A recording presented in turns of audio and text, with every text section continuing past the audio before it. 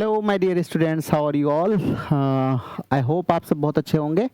तो चलिए हम अपने एलटी ग्रेड मेंस क्लास में आपके लिए एक और टॉपिक लेकर आए हैं, दैट इज़ लिरिक। अगर लिरिक आता है आपके एग्जाम लिखने के लिए तो कैसे आप लिखेंगे।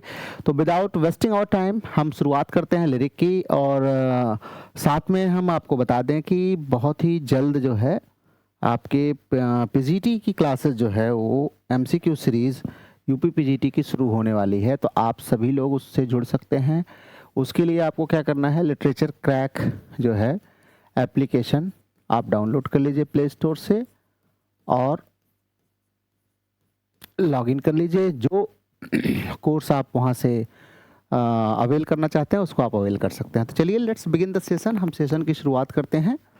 लिरिक की हम बात करते हैं। लिरिक क्या है, तो लिरिक शब्द जैसे ही हमारे दिमाग में आता है तो लगता है कि कोई म्यूज़िक सी आ रही है ना, कोई म्यूज़िक सी आ रही है कि हाँ बड़ा आनंद देगा कोई। तो लिरिक एक छोटी सी पोम होती है, ध्यान रखिएगा। नरेटिव पोम प्रायः लिरिक में नहीं लिखी जाती हैं, शॉर्ट पोम होती है। शॉर्ट पोम, लिरिक एक शॉर्ट पोम होती है। और लिरिक की क्वालिटी क्या होती है, ये इंडिविजुअल होती है ना, इंडिविजुअल होती है, पर्सनल फीलिंग्स को दिखाती है, पर्सनल फीलिंग्स को, ध्यान रखिएगा। इसीलिए ये क्या होती है, सब्जेक्टिव होती है ना, ऑब्जेक्टिव नहीं होती है, सब्जेक्टिव होती है। लिरिक एक सब्जेक्टिव पोएट्री में आती है।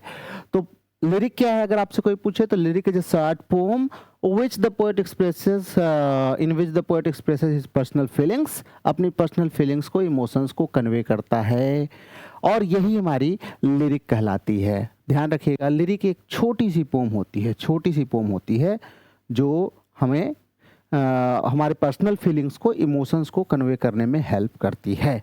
और दूसरी क्वालिटी क्या है, it is musical and emotional in manner ना, म्यूजिकल होती है और इमोशनल होती है मैनर में, तो ये ध्यान रखिएगा। तो चलिए हम आगे देखते हैं। अनलाइक इपिक ड्रामा, अगर हम इपिक और ड्रामा की तरह ही बात करें तो a lyric does not tell a long story, ये कोई लंबी स्टोरी नहीं बताता है, रादर ये क्या करता है, छोटी सी इमोशन को, हमारे जो इमोशन है उसको कन्वे करता है। It focuses on single mood और मोमेंट। अब एम एच अब्राहम साहब की डेफिनेशन हम आपके लिए लेकर के आए हैं, तो आइए देख लेते हैं एम एच अब्राहम साहब क्या कह रहे हैं। अब्राहम साहब हमारे कह रहे हैं कि a lyric is any fairly short poem. Lyric जो है एक फेयरली शॉर्ट पोम होती है जो क्या करती है, अटर्ड बाई, जो अटर्ड की गई है बाई अ सिंगल स्पीकर। एक सिंगल स्पीकर अटर करता है इसको ना, मतलब बहुत सारे स्पीकर नहीं होते हैं, पर्सनल इसीलिए होता है, सब्जेक्टिव होता है। Who expresses a state of mind और process of perception, thought and feeling ना। तो उसमें जो स्पीकर होता है, सिंगल स्पीकर, वो अपने स्टेट ऑफ माइंड को या कोई उसका प्रोसेस ऑफ परसेप्शन है, कुछ भी है, थॉट है, फीलिंग है, उसको कन्वे करता है ना। तो ये डेफिनेशन हमें क्लियरली बताता है कि lyric is personal and emotional in nature ना। तो अभी जब आप करेक्टरिस्टिक्स लिखेंगे लिरिक का तो आपको दो करेक्टरिस्टिक्स तो यहाँ से अच्छे से मिल गई कि ये पर्सनल होती है और इमोशनल होती है। नाउ हम ओरिजिन एंड डेवलपमेंट की बात करें अगर, तो लिरिक जो है ये ग्रीक वर्ड से आया है, ग्रीक वर्ड लायर से आया हुआ है। ग्रीक वर्ड है हमारा, that is lawyer.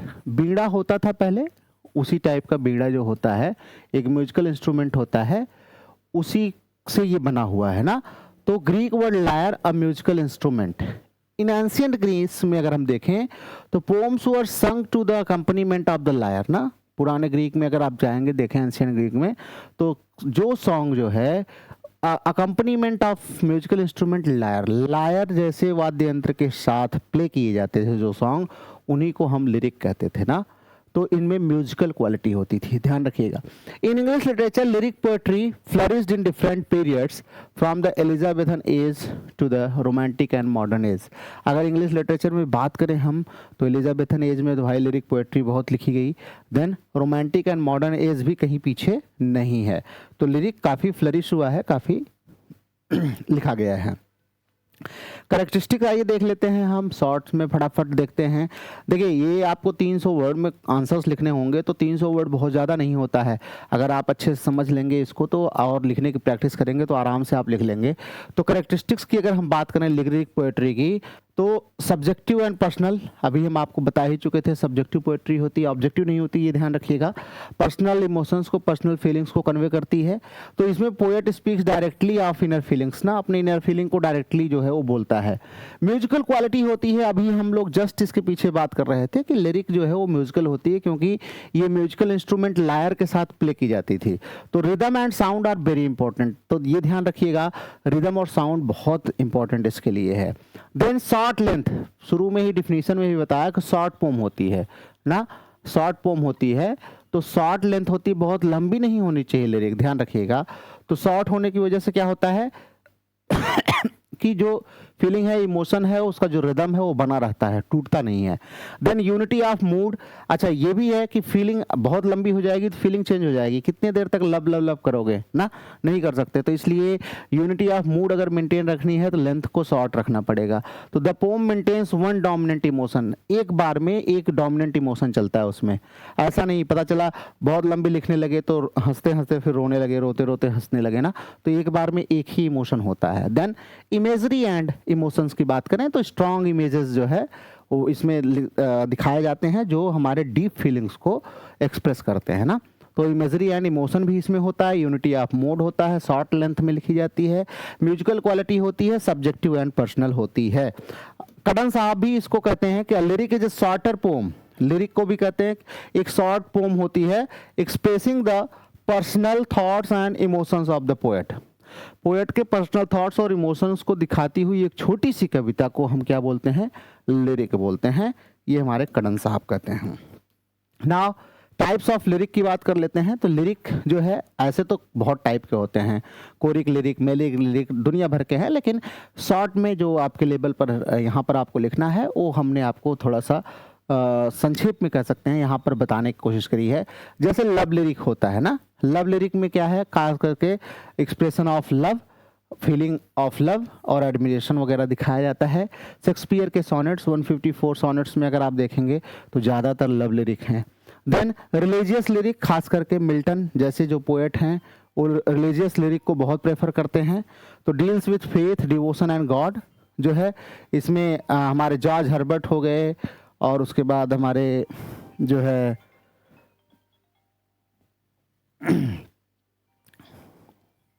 George Herbert हो गए, मिल्टन साहब हो गए, इन सब के लोगों को जो है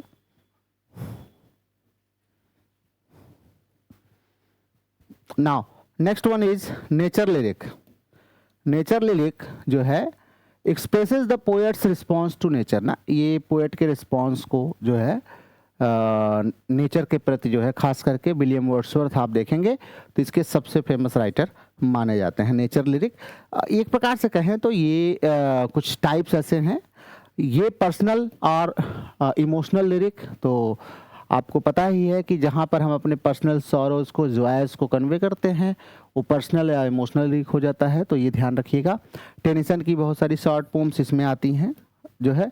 लिरिक अलग अलग एजेस में कैसे डेवलप हुआ तो इसको देख लेते हैं। तो पहला है एलिजाबेथन एज में। एलिजाबेथन एज में तो आपको जानते हैं लिरिक बहुत फेमस हुआ था, शेक्सपियर एंड कैम्पियन के हाथों में आप देखेंगे तो इनके खास करके जो सोनेट्स हैं ना, तो ये काफ़ी वहाँ पर पॉपुलर हुआ था। देन मेटाफिजिकल एज में अगर हम देखें तो इंटेलेक्चुअल एंड इमोशनल लिरिक्स हमारे डन साहब की जो है वो देखने को मिलती है।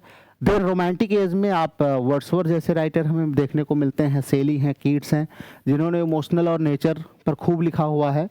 देन मॉडर्न एज में आप चले आइए तो साइकोलॉजिकल एंड रिफ्लेक्टिव लिरिक्स खूब लिखे गए, like the writers Yeats, Eliot, Auden, Larkin, इन सब लोगों ने खूब लिरिक लिखी हुई है। ठीक है, तो टी.एस. इलियट साहब भी हमारे एक रिमार्क करते हुए कहते हैं कि लिरिक जो पोएट्री होती है, it allows the poet to communicate emotion directly ना, लिरिक पोएट्री से पोएट अपने इमोशन को डायरेक्टली रीडर तक पहुंचा देता है।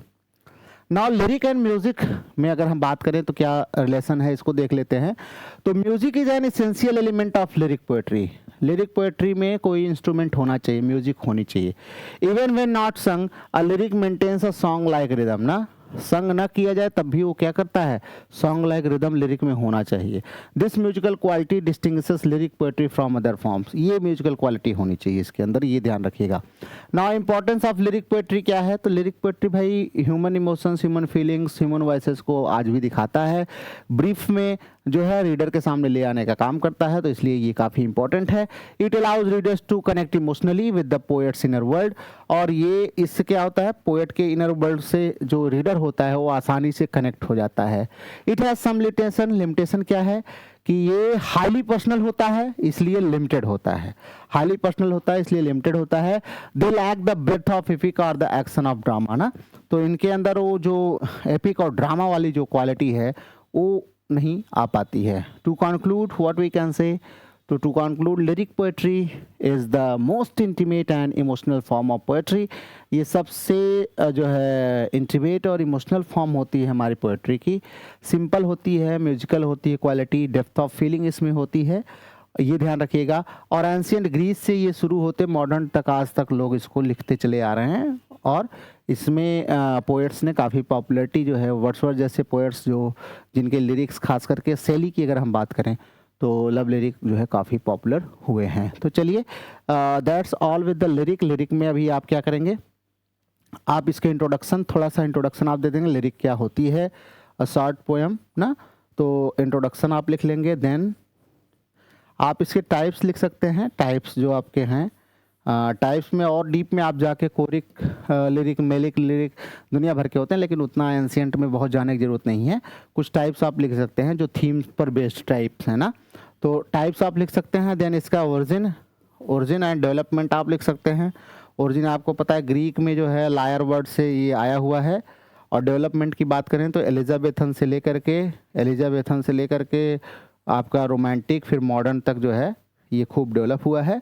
उसके बाद कुछ राइटर्स आप यहाँ पर एग्जाम्पल के तौर पर लिख सकते हैं, इतना जो है मोर देन सफिशिएंट होगा अगर आपको याद रहता है तो एक दो बार आप इसको रिवाइज करेंगे और उसके बाद खुद से लिखने की कोशिश करेंगे तो निश्चित रूप से आप बेहतर इसको कर पाएंगे। ठीक है, तो चलिए let's meet you in the next class. अगली क्लास में आपसे मिलते हैं अगले वीडियोज़ के साथ। तब तक अपना ख्याल रखिए, पढ़ते रहिए। Thank you very much.